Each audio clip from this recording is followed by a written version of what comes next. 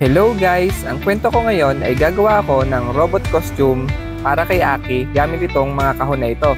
Alam niyo kung bakit? Si Aki kasi, malimit kong napapansin, palagi siyang naglalaro ng robot-robotan. Kapag may mga brown paper sa amin na supot, yung mga pinaglagyan ng mga pinamili ko, kukunin agad yan nun at isusuot sa kanyang paa, sa kanyang kamay, tapos sasabihin, Daddy, Daddy, look! I'm a robot. Kaya naisipan ko siyang igawa ng robot costume gamit itong kahon. At alam kong siguradong matutuwa siya pag nakita niya ito. Para medyo mas gumanda pa itong ginagawa ko, gumamit ako ng acrylic paint. Pinintahan ko para medyo may kulay yung kanyang robot. Kasi para sa akin, kung ano yung mga trip nila na ikatutuwa nila habang sila'y naglalaro, dahil kung kaya kong ibigay or gawin ang mga ikatutuwa nila dahil minsan lang sila maging bata at gusto ko palaging maging masaya ang pagkabata nila.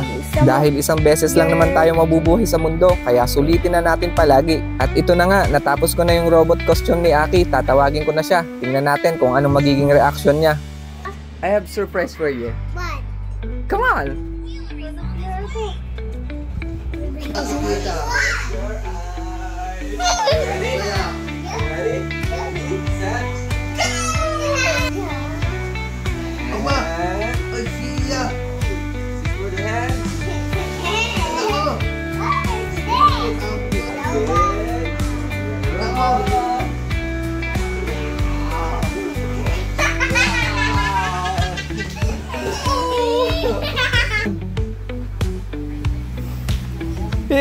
Here, look at that.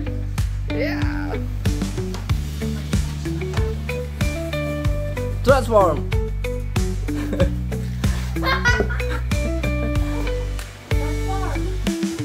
Transform to a robot. Yan, Elise, put the head.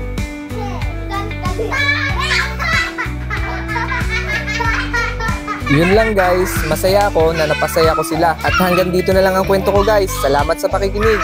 Hanggang sa muli. Bye bye bye. Good spin. Oh, enough na.